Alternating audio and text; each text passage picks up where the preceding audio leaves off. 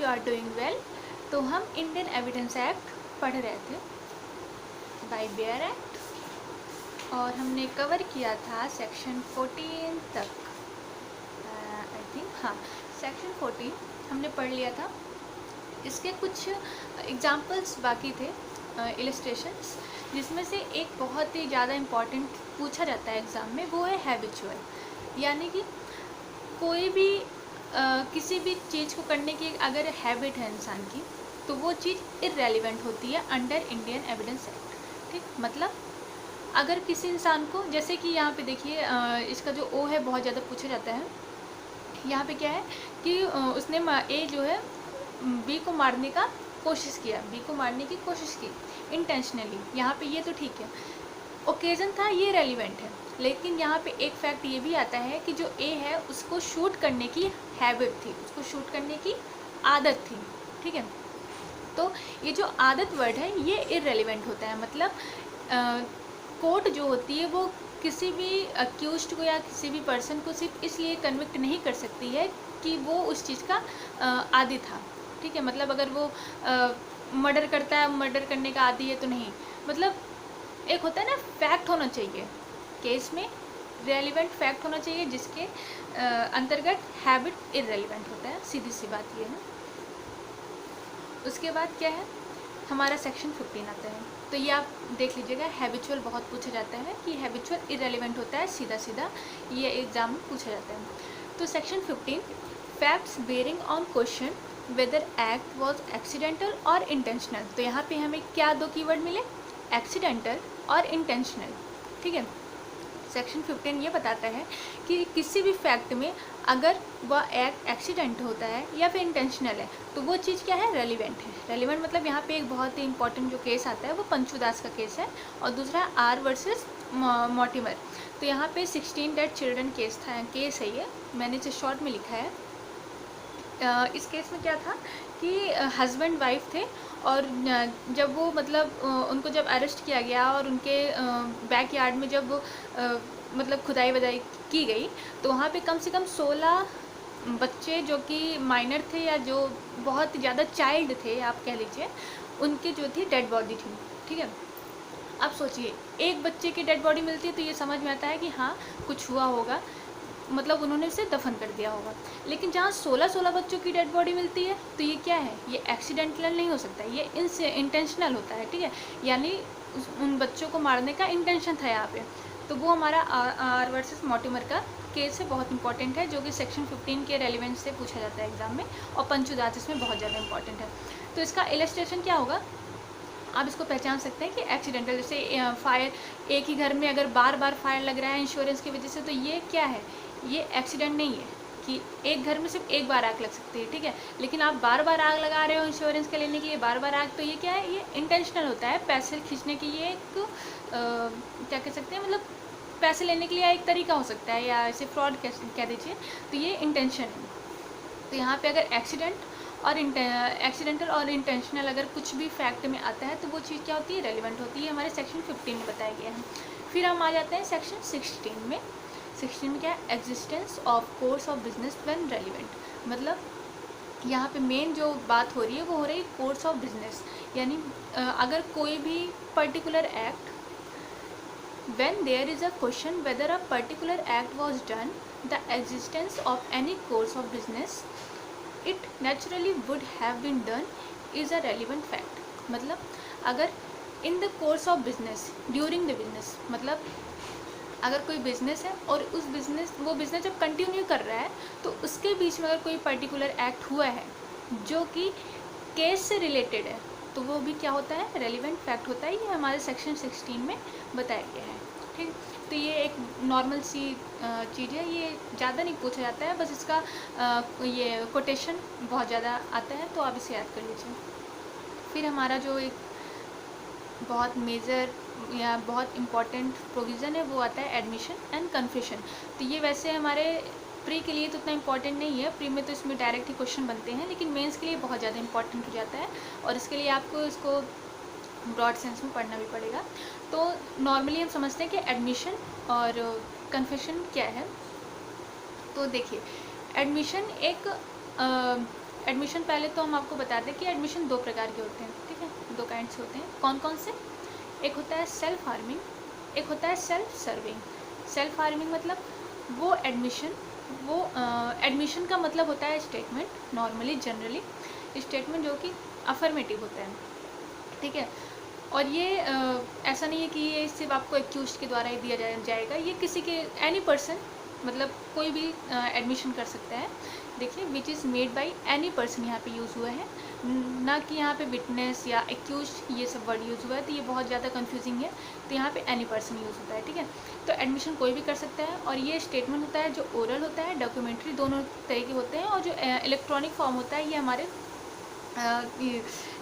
Amendment of 2000 से added हुआ था। Which suggest any inference as to any fact in issue और relevant fact which is made by any of person and under the circumstances. मतलब उस circumstances में अगर कोई एडमिशन करता है जो कि या तो सेल्फ हार्मिंग हो या सेल्फ सर्विंग हो, उसे क्या कहते हैं? एडमिशन कहते हैं।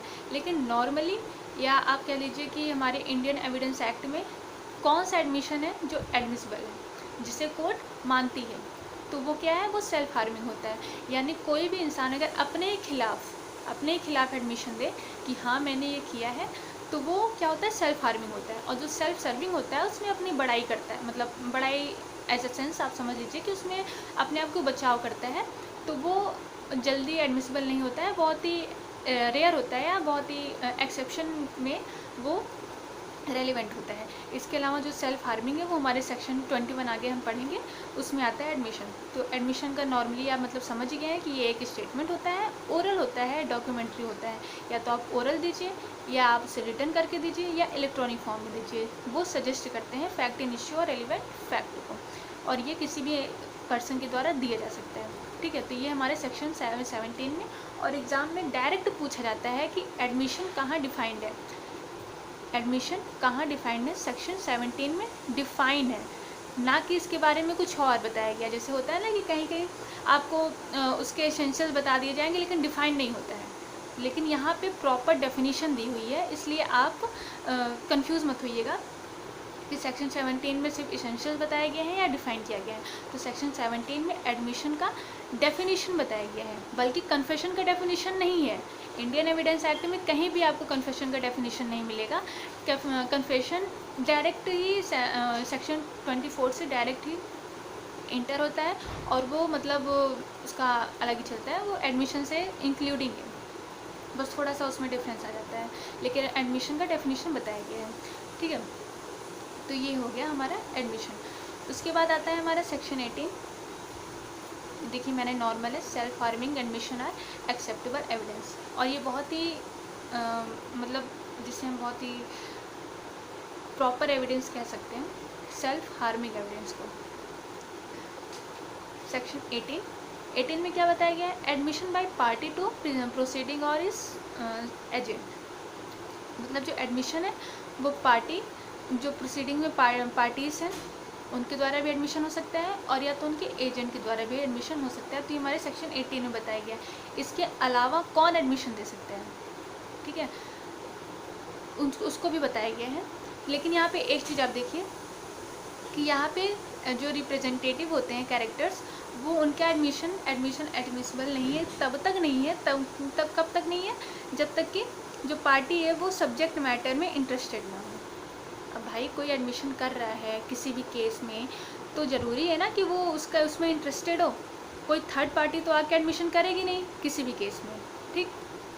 तो ये नॉर्मल सी बात है कि जो पार्टी होगी जो एडमिशन दे रही है बिहाफ ऑफ द केस, और वो पर्सन नहीं है जिसको देना चाहिए, ठीक है। उसके अलावा जो पार्टी अगर दे रही है कैरेक्टर, रिप्रेजेंटेटिव कैरेक्टर में दे रही है, तो उसका सब्जेक्ट मैटर में इंटरेस्ट होना बहुत ही ज़रूरी है। पहला ये है, और दूसरा क्या है? Person from who interest derive. मतलब और कौन से पर्सन एडमिशन दे सकते हैं? जिसका इंटरेस्ट डिराइव्ड होता है इस केस से, यानी जीतेंगे हारेंगे लेकिन हमारा इंटरेस्ट इसमें बनता है, वो भी पर्सन जो होते हैं वो एडमिशन दे सकते हैं। तो ये सेक्शन 18 में इतना ही है, और ये ज़्यादा पूछा भी नहीं जाता है हमारे प्री में। इसको बस आप थोड़ा सा हेडिंग बेस याद कर लीजिएगा, उतना ही काफ़ी है। फिर आता है सेक्शन 9 में क्या है, admission by person whose position must be proved as against party the suit. तो इसमें थर्ड पार्टी का रोल आ जाता है, ठीक है। इसमें क्या है, statement made by person whose position और liability it is necessary to prove as against any person to the suit are admission. मतलब स्टेटमेंट मेड बाय पर्सन जिसकी पोजीशन और लाइबिलिटी ज़रूरी है। क्यों ज़रूरी है? To prove as against any party to the suit, ठीक है। मतलब यहाँ दोनों पार्टी की बात हो रही है और कोई थर्ड पार्टी आके एडमिशन दे रहा है, आप समझ रहे हैं। मतलब यहाँ पे जो हमारा डिफेंडेंट है, जो प्लेंटिफ है, प्लेंटिफ तो नहीं, आप प्रोसिक्यूशन आप कह दीजिए, मतलब जो प्लेंटिफ और डिफेंडेंट है, उसके अलावा तीसरी पार्टी आके जिसका एडमिशन बहुत ही इम्पॉर्टेंट हो जाता है दोनों के अगेंस्ट प्रूव करने के लिए, तो वो चीज़ हमारे सेक्शन 9 में रेलिवेंट हो जाती है। यानी यहाँ पे सीधी सीधी थर्ड पार्टी की बात की जा रही है, ठीक है।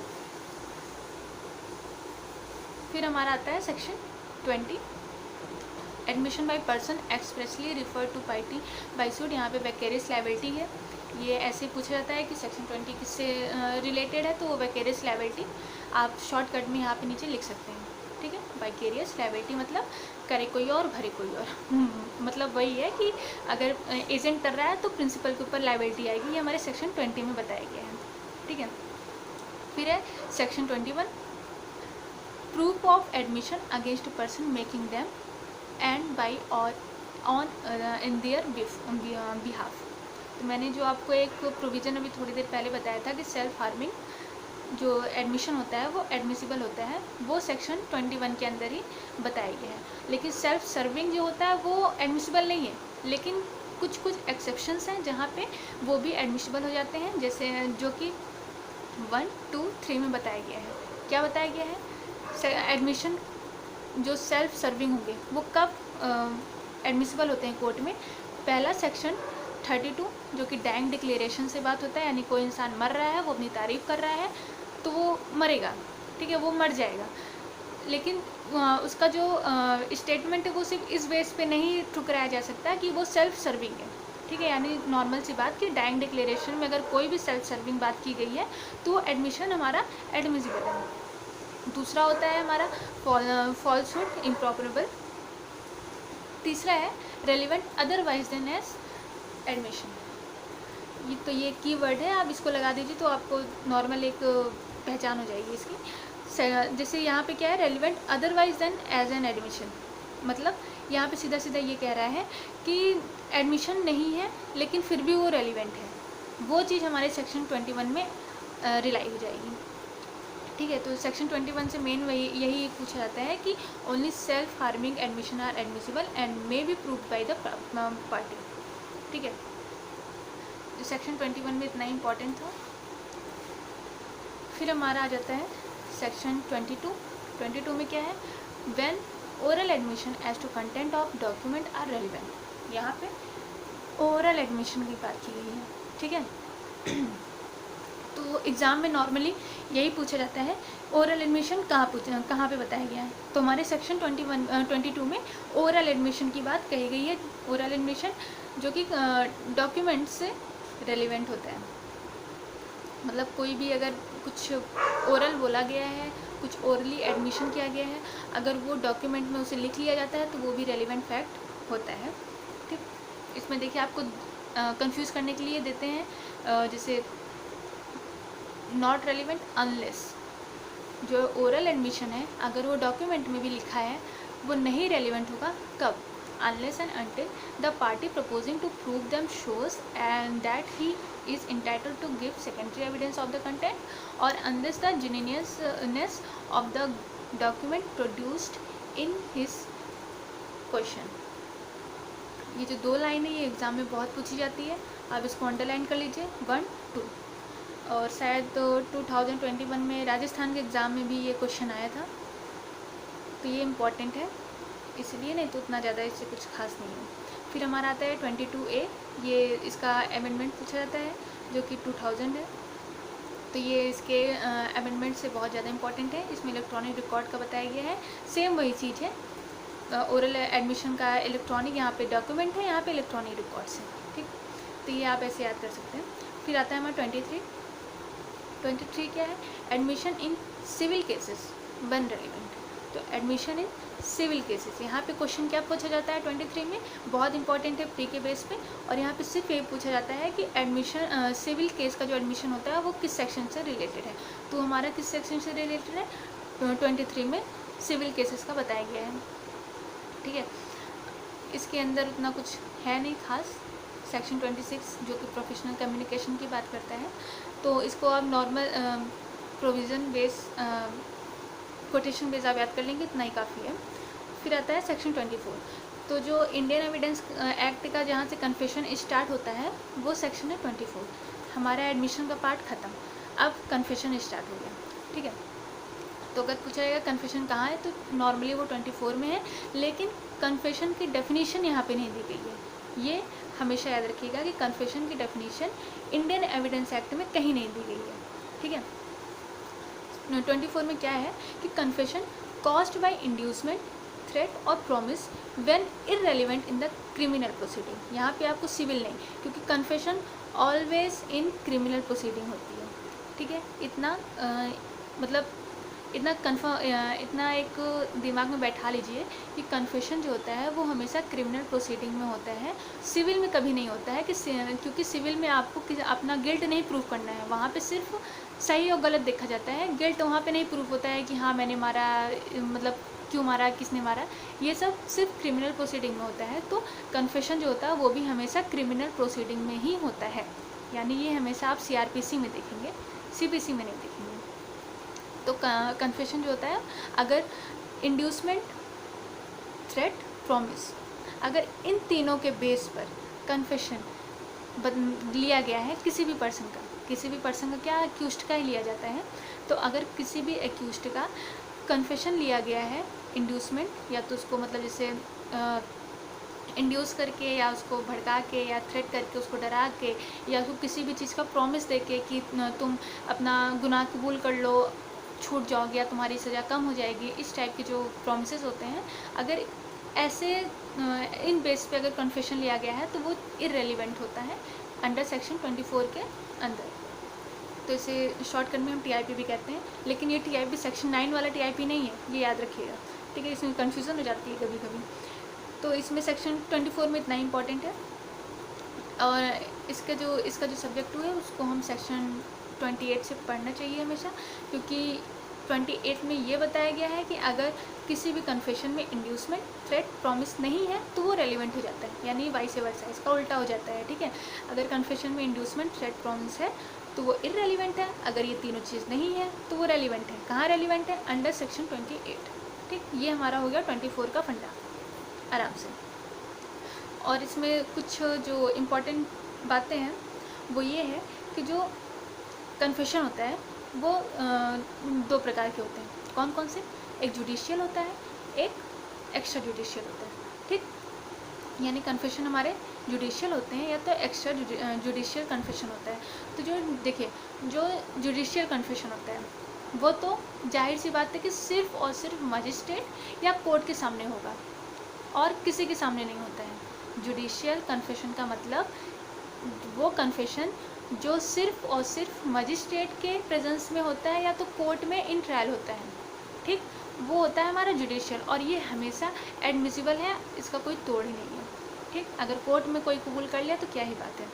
तो ये हमारा हो गया जुडिशियल, ये हमेशा रेलिवेंट होता है, इसे CRPC में हम पढ़ते हैं। Under section 164 of the CRPC में हम कन्फेशन पढ़ते हैं, तो वो वहाँ से रिलेटेड हो जाता है CRPC से। इसके अलावा जो एक्स्ट्रा जुडिशियल कन्फेशन होता है वो होता है विलेज या एडमिनिस्ट्रेटिव ऑफिसर, मतलब जो आप ऐसा नॉर्मल समझ लीजिए कि जो मजिस्ट्रेट और कोर्ट के सामने नहीं होता है, किसी और के सामने होता है, वो होता है एक्स्ट्रा जुडिशियल कन्फेशन। ये कभी कभी रिलाई होता है, कभी कभी रिलाई नहीं होता है। जैसे कि अगर कोई डाइंग डिक्लेरेशन है और वो एज अ कन्फेशन, अगर कोई डॉक्टर अगर उसे मतलब किसी डॉक्टर के सामने अगर कोई कन्फेस करता है तो एज अ डॉक्टर वो एक एडमिसिबल एविडेंस है, ठीक, लेकिन उतना मजबूत नहीं है, मतलब उसके लिए आपको काफ़ी प्रूफ वगैरह करने पड़ सकते हैं। तो ये हमारा एक्स्ट्रा जुडिशियल कन्फेशन होता है। 2 हो गया हमारा, ठीक है।